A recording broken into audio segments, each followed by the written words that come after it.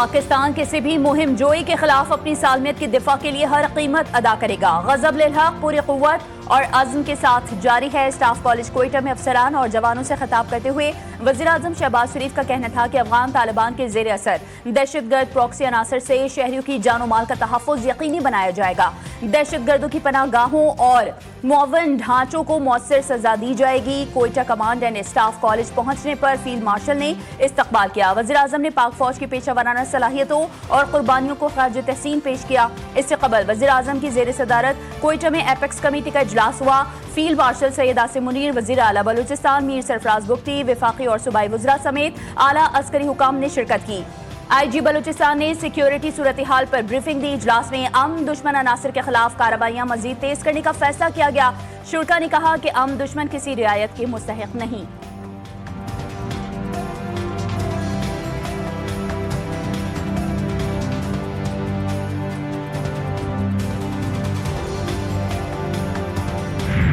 Propaganda, fake news, दहशतगर्दी से पाकिस्तान की तरक्की नहीं रोकी जा सकती। पाकिस्तान की तरक्की रोकने की कोशिश करने वाली कुव्वतें हमेशा नाकाम होंगी।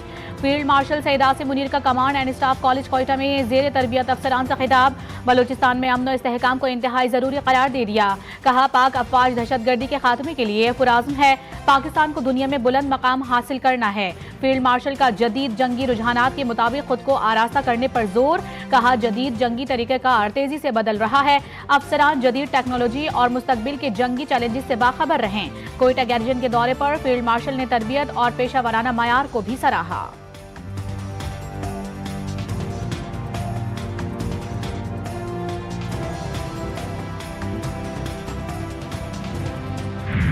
टिकटॉकर सना यूसुफ के कातिल को सजाए मौत, 24 लाख रुपए जुर्माना भी आयद। District and session court Islamabad ने फैसला सुना दिया। मुद्दई के वकील ने कातिल को 2 बार सजाए मौत देने की इस्तदा की। मुलजिम के वकील ने कहा कि पहले से सोच कर रखा कि मुलजिम को सजाए मौत देनी है, ज्यादती होगी। आप ट्रायल जज नहीं बल्कि बतौर रेफरी दलाल सुने। मुलजिम के वकील के रिमार्क्स पर जज अफजल मजूका का इजहार बरहमी। कहा, अदालत को गुमराह ना करें। सना यूसुफ की वालिदा ने अदालती फैसले पर इजहार इत्मीनान किया।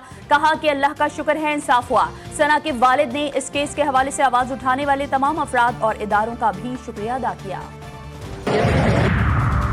ईरान पर एक और बड़ा हमला करना पड़ सकता है। पीर को ईरान पर हमले का फैसला करने के इंतहाई करीब थे, ताहम आखिरी वक्त में उसे मौखर कर दिया। हमें ईरान को एक और बड़ी ज़रब लगानी पड़ सकती है। मैं इस मामले पर अभी यकीनी तौर पर कुछ नहीं कह सकता, लेकिन जल्द ही मालूम हो जाएगा।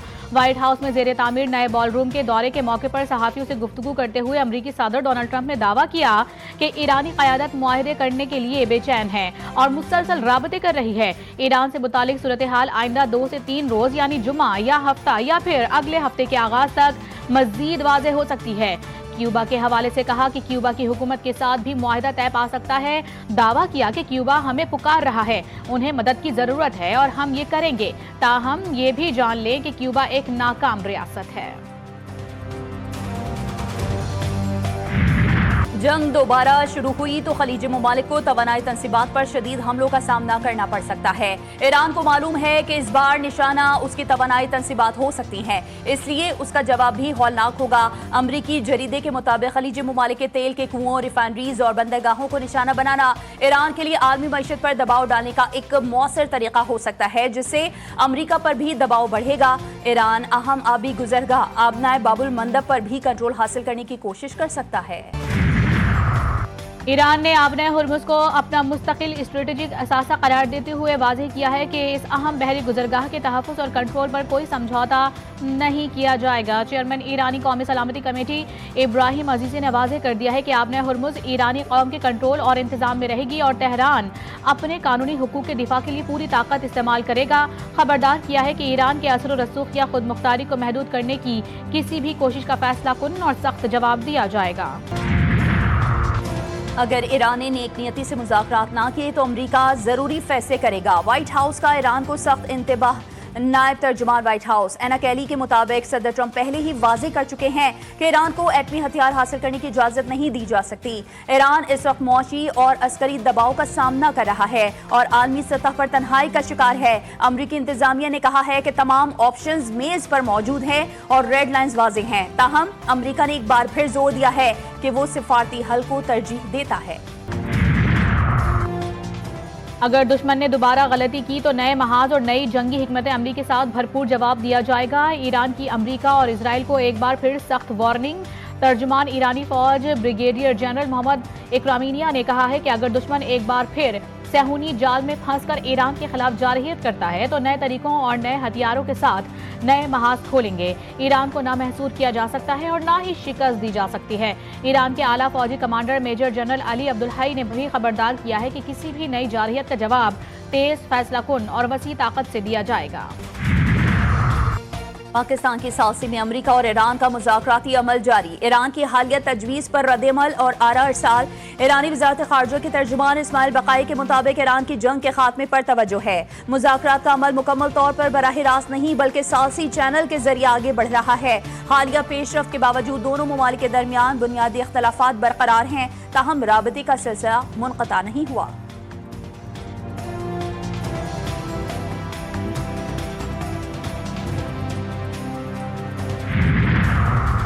रूस की ईरान की यूरेनियम अफजूदगी के हक की हिमायत। वजीर खारजा सरगई लारोफ कहते हैं कि ईरान जौहरी आदम फैलाव के मुआहदे का रुकन है। ईरान को पुरअमन जौहरी प्रोग्राम चलाने का हक हासिल है। बैनुल-अक़वामी कवानीन के तहत वो सिविल मकासद के लिए यूरेनियम अफजूदा कर सकता है। रूसी वजीर खारजा का ईरान अमरीका मुज़ाकरात का खैर मकदम। दोनों फरीक़ैन के मुत्तफ़िका हल की हिमायत का ऐलान। शुमाली वज़ीरिस्तान के इलाके शेवा में सिक्योरिटी फोर्सेस का ऑपरेशन 17 मई से जारी। सर्च एंड सैनिटाइजेशन ऑपरेशन में 22 खवारिज मारे गए। ISPR के मुताबिक हलाक खवारिज का ताल्लुक भारतीय सरपरस्ती में चलने वाली फितनल खवारिज से था। शदीद फायरिंग के तबादले में दहशतगर्दों के ठिकाने मौसर अंदाज में निशाना बनाए गए। हलाक दहशतगर्दों से असलहा और गोला बारूद भी बरामद किया गया। खवारिज मुकामी आबादी को इंसानी ढाल के तौर पर इस्तेमाल करते रहे। ड्रग क्वीन अनमोल और पिंकी की जुडिशल मजिस्ट्रेट की अदालत में पेशी। अदालत ने मुल्जिमा का 4 मुकदमात में 3 दिन का जिस्मानी रिमांड मंजूर कर लिया। पुलिस की जानिब से मजीद जिस्मानी रिमांड की सदा की गई थी। कोकेन डीलर अनमोल और पिंकी की अदालत में VVIP पेशी। गैर मामूली प्रोटोकॉल देने की तहकीकात मुकम्मल। कमेटी की रिपोर्ट कराची पुलिस चीफ को इरसाल। पुलिस अफसरान और एहलकारों की संगीन गफलत और SOPs की खिलाफ वर्जियों की निशानदेही की गई। इंकशाफ किया गया कि पिंकी को अदालत में मोबाइल फोन फराहम किया गया।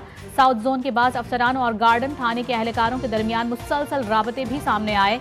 तहकीकाती कमेटी ने जिम्मेदार अफसरान और एहलकारों के खिलाफ महकमाना कार्रवाई की सिफारिश की है। 2 पुलिस अफसरान को कानूनी कार्रवाई का सामना भी करना पड़ सकता है।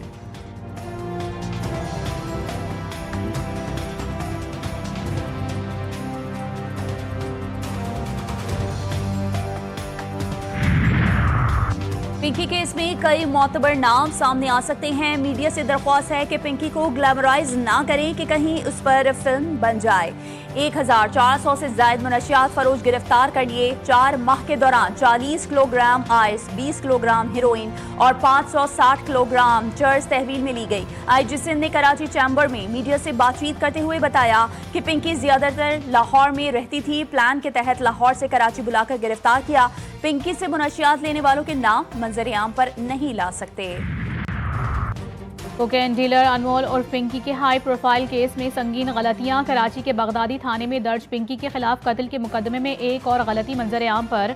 मुकदमे में दर्ज नंबर भी गलत निकला। मुकदमे के मुताबिक नंबर मोहम्मद शरोज का है जो कि लाइन्स एरिया का रिहायशी है, जबकि उस पर कॉल रिसीव करने वाले का कहना है कि वो सलमान है और औरंगी टाउन का रिहायशी है। मुकदमे में पहले की तारीख की गलती मौजूद है। दर्ज मुकदमे में मरने वाले की शनाख्त भी ताहाल ना हो सकी। मुद्दई 2 अदालती पेशियों पर भी पेश नहीं हुआ। ईरानी स्टॉक मार्केट में 80 रोज बाद कारोबारी सरगर्मियां बहाल। ईरानी खबर एजेंसी के मुताबिक तेहरान स्टॉक एक्सचेंज मुकामी वक्त के मुताबिक सुबह 9 बजे बहाल हुई। सेहोनी और अमरीकी जारहियत के बाद ईरानी स्टॉक मार्केट बंद कर दी गई थी। अब महदूद कारोबारी सरगर्मियों के साथ मार्केट बहाल कर दी गई है। माहिरीन की जानिब से मार्केट खुलने को ईरानी मईशत के लिए अहम पेशरफ्त करार दिया जा रहा है।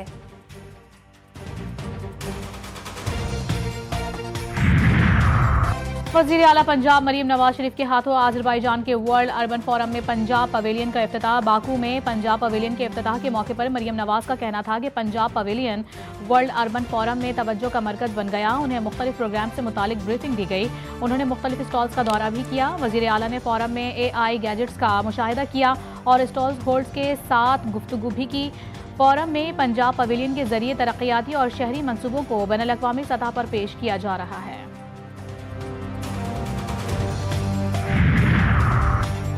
BRT मंसूबे के बहुत से मसाइल थे। डॉलर की कीमत बढ़ने से असरात मुरतब हुए। अवाम के पैसे बचाने के लिए FWO से बात की। सिंध के सीनियर वजीर शर्जील इनाम मेमन का सिंध असम्बली इजलास में इजहार ख्याल। शाहराह भुट्टो को पूरे सूबे के लिए गेम चेंजर करार दिया। कहा कि कोशिश है मंसूबे मुकर्ररा मुद्दत में मुकम्मल करें। हमारे लिए बसेस खरीद कर चलाना आसान था।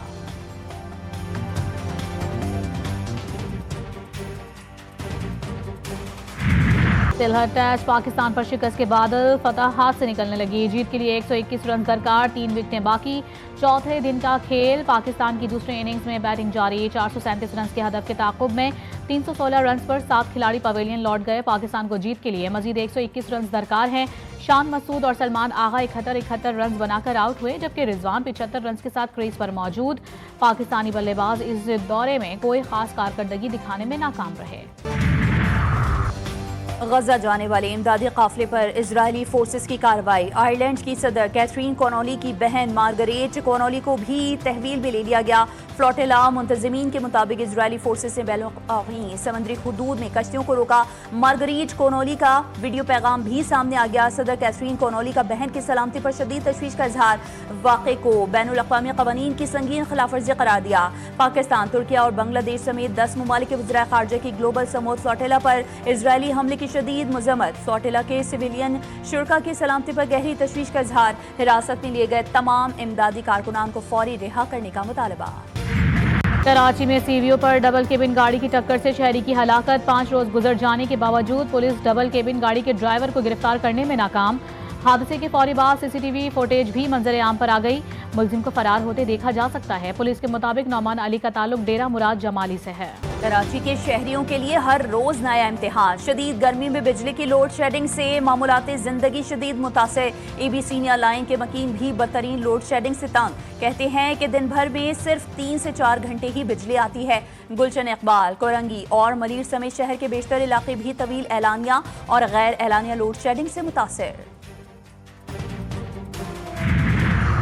कैलिफोर्निया के शहर सैंटियागो में कायम बड़े इस्लामी मरकज में फायरिंग। सिक्योरिटी गार्ड समेत 3 अफराद जाँ बहक, मुतादिद अफराद जख्मी। मस्जिद में भगदड़ मच गई। सिक्योरिटी पर मामूर गार्ड ने हमला आवरों को रोकने की कोशिश करते हुए जान कुर्बान कर दी। 2 मुबैना हमला आवर भी हलाक हो गए। ट्रंप की भी कैलिफोर्निया की मस्जिद में फायरिंग के वाक़ये की मजम्मत। इस्लामोफोबिया अमरीका भर में मुस्लिम कम्युनिटी के लिए खतरा बना हुआ है। न्यूयॉर्क के मेयर ज़ोहरान ममदानी का कैलिफोर्निया की मस्जिद में फायरिंग के वाक़ये पर रद्द अमल।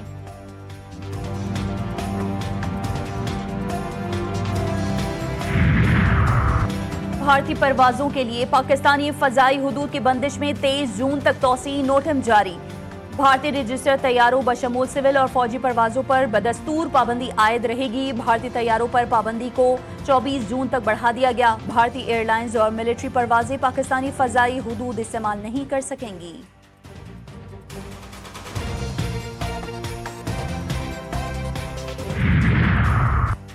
फरीज़ा हज की अदायगी 1,40,000 पाकिस्तानी आज़मीन हज सऊदी अरब पहुँच गए। रवा बरस 1,79,210 पाकिस्तानी हज अदा करेंगे। हज ऑपरेशन 21 मई तक जारी रहेगा। और कुर्बानी के जानवरों की खरीदारी जारी। मुल्क भर की मवेशी मंडियों में रश।